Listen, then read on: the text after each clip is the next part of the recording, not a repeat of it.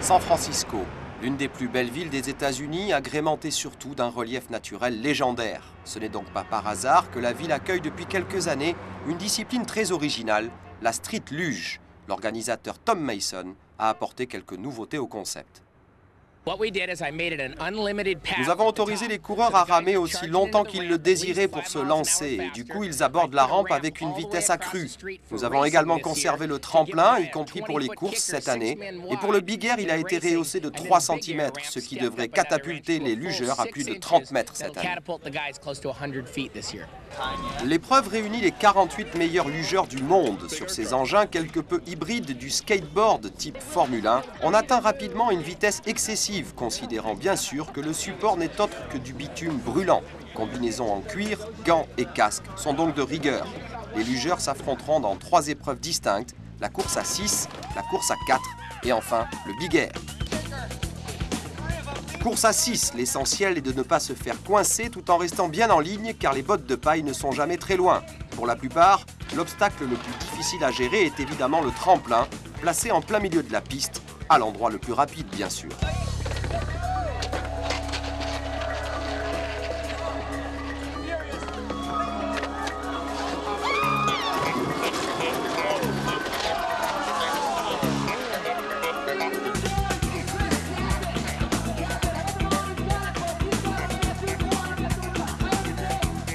Dans un superbe finish, Lee Dempsey arrache la victoire au Californien Chris Chaput.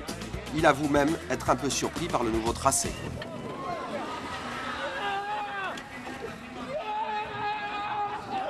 Nous sommes plutôt habitués à des descentes qui ne nous propulsent pas dans les airs sans arrêt. Pour ce que nous sommes venus faire, San Francisco est probablement le meilleur endroit de la planète. Ça élève notre sport à un autre niveau.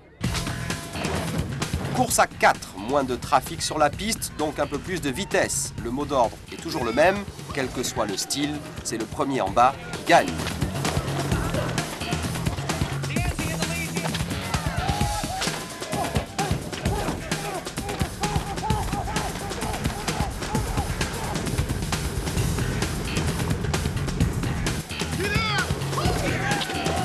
Malheureux second dans l'épreuve à 6, Chris Chaput remporte la finale à 4, mais comme il le confirme avec son pote français Manu Atuna, la victoire n'est pas la seule motivation. Je suis très excité par tout ce contexte, c'est énorme ici. Vous savez, ce n'est pas une course que l'on doit impérativement gagner, mais c'est bien de gagner quand même. La street luge et le stand-up, c'est une excuse. C'est une excuse pour tous nous retrouver autour du monde et faire la fête. Peu importe à la limite si on est premier ou dernier. La terrible et spectaculaire épreuve du Big Air. On a bien sûr réservé le meilleur pour la fin, mais on comprend vite pourquoi.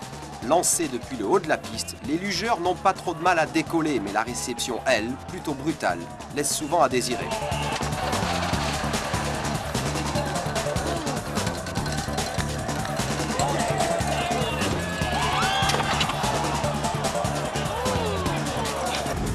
Le record du monde est détenu par le professionnel Jeff Schoenheit avec un saut de 83 pieds, soit près de 28 mètres.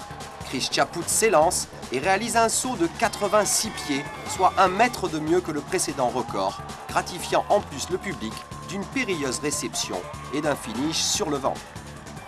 Mais il reste encore un concurrent dans la minute qui suit et pour sa dernière tentative, le légendaire skater américain Waldo Autry réalise le saut parfait. Il met tout le monde d'accord puisqu'il pulvérise le record de Chaput avec un saut de 94 pieds, soit près de 32 mètres. Mais à quoi donc pensait-il? Chris Chaput, 86 feet, our winner, Waldo Autry! Sans parler de sécurité personnelle, à quoi donc je pensais? Je pensais que je volais assez bien. Je me disais, laissons-nous porter par le vent. Que les skateboarders du monde entier se rassurent, Waldo Autry n'est pas vraiment à la retraite.